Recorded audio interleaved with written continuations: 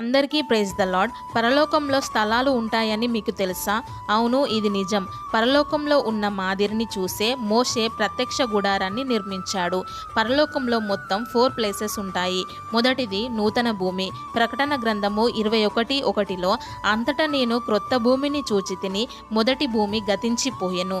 రెండవది నూతన ఆకాశము. ప్రకటన గ్రంథము 21:1లో అంతటా నేను క్రొత్త ఆకాశమును చూచి తిని, మొదటి ఆకాశము గతించిపోయెను. మూడవది నూతన యెరూషలేము. ప్రకటన గ్రంథము 21:2లో మరియు నేను నూతనమైన యెరూషలేము అను ఆ పరిశుద్ధ పట్టణమును చూచి తిని.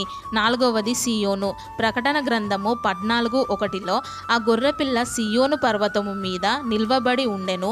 ఆయన నామమును ఆయన తండ్రి నామమును నొసళ్ళ యందు లిఖించబడి ఉన్న 144,000 మంది ఆయనతో కూడి ఉండిరి. ప్రత్యక్ష గుడారము వలనే పరలోకంలో కూడా 3 ప్లేసెస్ ఉంటాయి. కానీ నూతన యెరూషలేము, సియోను కలిసే ఉంటాయి. వీటిలో మీకు ఏ ప్లేస్కి వెళ్ళాలని ఉందో కమెంట్ చేయండి. ఆమేన్.